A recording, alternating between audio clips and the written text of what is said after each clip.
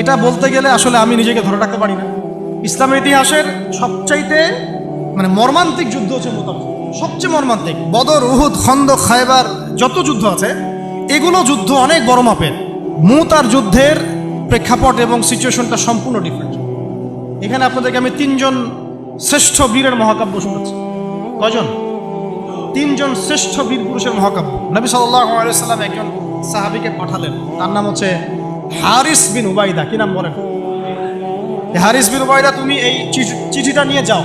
এটা তো মদিনা রাষ্ট্র কায়েম হওয়ার পরের কথা, একদম নবম হিজরতের 8ম বছরের দিকের কথা আর কি। তখন ততদিন হুদাইবিয়ার সন্ধিও হয়ে গেছে এবং কাজা উমরা আদায় হয়ে গেছে এবং খায়বার যুদ্ধ জয় হয়ে গেছে। খায়বারের পরের কথা এটা, যে হারিস বিন উবাইদা তুমি এই চিঠিটা নিয়ে যাও, ওই রোমকদের কাছে যাও। তখন তো সুপার পাওয়ার 2টা, রোমানরা এবং পার্সিয়ানরা। তো এখনকার ওই যে এই কন্টিনেন্টের ন্যাটো আর ওই কন্টিনেন্টের চায়না রাশিয়ার মতো, যেটা পারতেছে। তো সে গেল ওখানে। সুরাহবিল আল গাসানি একজন শাসক ছিলেন ওইখানকার সিরিয়ার। তো সে ওই চিঠিটা দেখে বলতেছে যে আচ্ছা ঠিক আছে, বসো, দেখি কি করা যায়। চিঠিতে লিখে আছে ইসলাম কবুল করেন, আল্লাহ পাক শান্তি বর্ষণ করবেন, তাসলিম তাসলিম। ওই যে নবী সাল্লাল্লাহু আলাইহি ওয়াসাল্লাম চিঠি আছে না একটা রাষ্ট্রপ্রধানদের কাছে, সে চিঠি পড়ে উদ্ধত আচরণ করে। আমি এখানকার আমির, আমাকে ওই মক্কার মেষপালকরা চিঠি পাঠায়? কে চিঠি নিয়ে আসছে? যে হারিস বিন উবাইদা। আচ্ছা ওকে বসাও। হারিস বিন উবাইদা রাদিয়াল্লাহু আনহুকে রাষ্ট্রদূত, কিন্তু তিনি রাষ্ট্রদূতকে তারা নির্মমভাবে হত্যা করল। কথা বুঝতে পারছেন?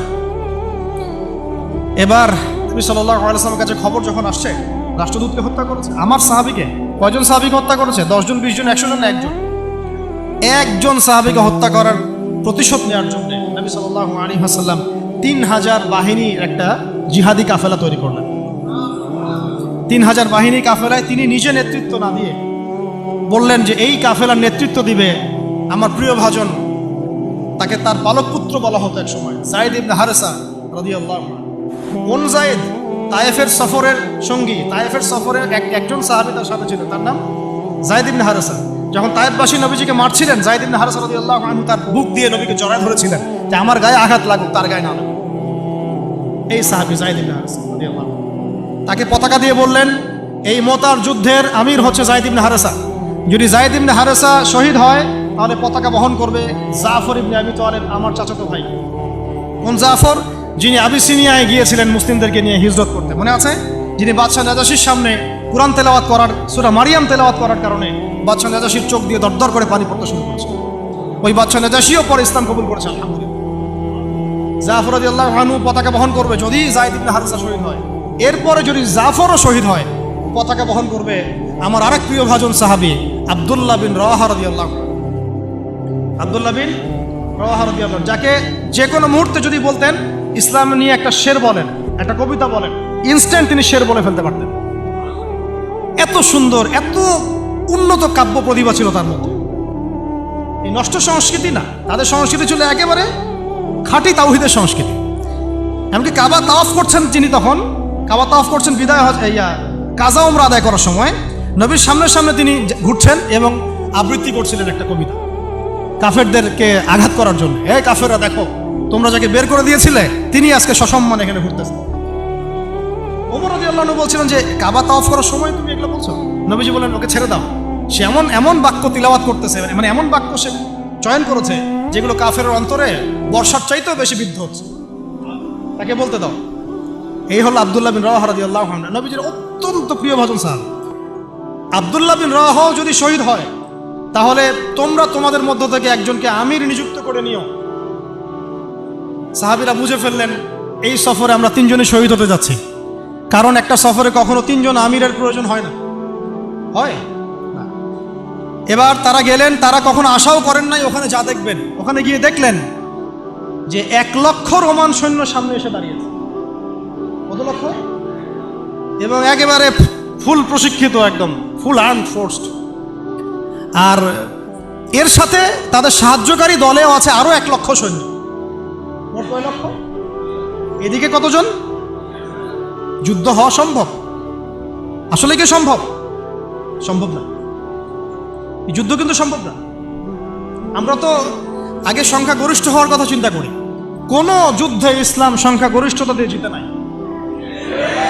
ইসলাম জিতেছে ইমানের বদৌলতে, শুধু ইমানের বদৌলতে। আমরা সংখ্যা দিয়ে কখনো বিজয় লাভ করতে পারি নাই। এখন এবার সাহাবীরা মাশওয়ারা করতেছেন রাত্রেবেলা, আমরা কি করব? কালকে যুদ্ধ করব, নাকি মদিনায় ফিরে যাব, নাকি রাসূলকে খবর পাঠাবো, নাকি কোনো বিকল্প ফোর্স নিয়ে আসার ব্যবস্থা করব, কি করব? তখন সাহাবী ওই যে বললো আব্দুল্লাহ বিন রাওয়াহা রাদিয়াল্লাহু আনহু দাঁড়ালেন।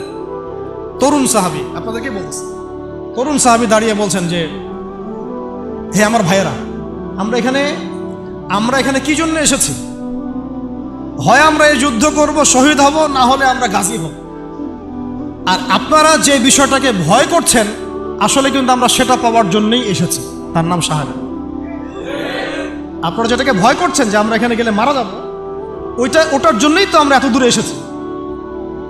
আমরা গাজী হই অথবা শহীদই হই, আমাদের জন্য আজর আল্লাহর কাছে লেখা থাকে। তো তার এই মানে এমন ঈমানদীপ্ত ছিল ভাষণটা, আমি তো ওটা বলতে পারলাম না, আরবিতে তিনি বলেছেন। এতে মানে উৎফুল্ল হয়ে বা ইন্সপায়ার্ড হয়ে সাহাবীরা আর দ্বিতীয়বার ভাবলেন না, ঠিক আছে কালকে যুদ্ধ। এবার পরের দিন যুদ্ধ শুরু হল। এটা কি সম্ভব যুদ্ধ?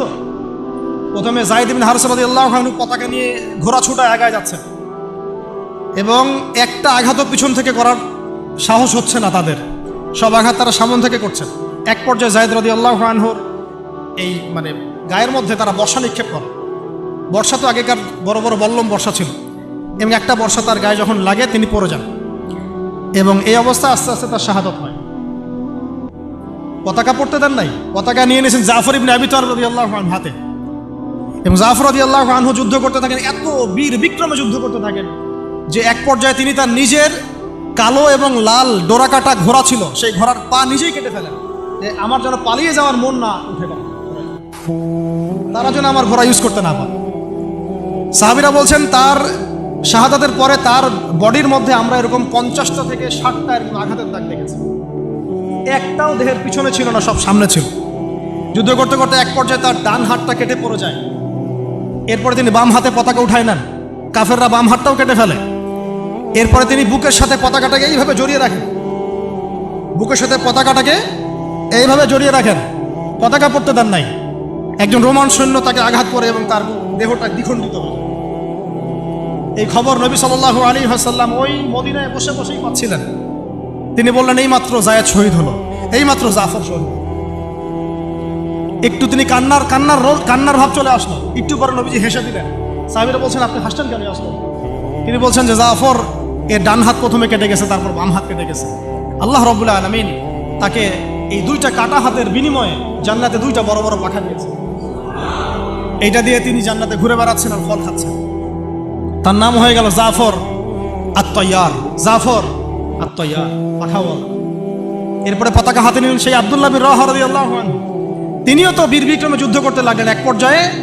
এক পর্যায়ে তিনি একটু কান্না করেছিলেন। সাহাবীরা বলছেন, আপনি কি ভয় কান্না করতেছেন? জি না, আমি ভয় কান্না করছি না, বরং কোরআনের একটা আয়াত আমার মাথায় আসছে বলে আমি কান্না করছি।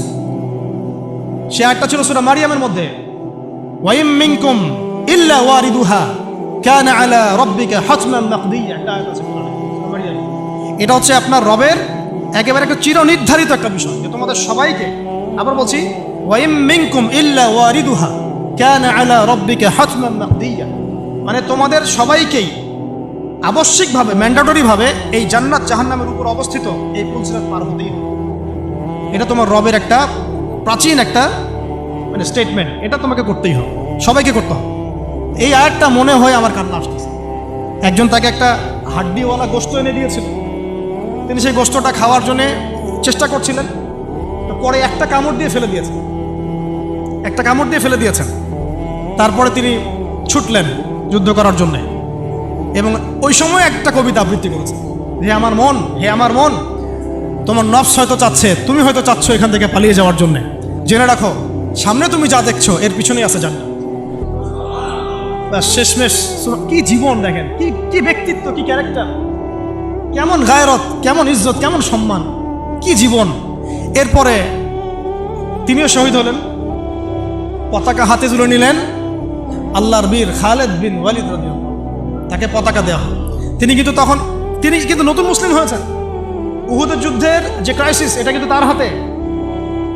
কাজা ওমরা আদায় করতে গিয়ে নবীজি চিঠি লিখে দিয়েছেন, ছোট্ট করে একজনের দ্বারা লিখিয়েছেন যে খালিদকে চিঠিটা পৌঁছে দিও। ওখানে লেখা আছে, খালিদ তুমি যদি কাফেরদের পক্ষ অবলম্বন না করে মুসলিমদের পক্ষ নিতা কতই না ভালো।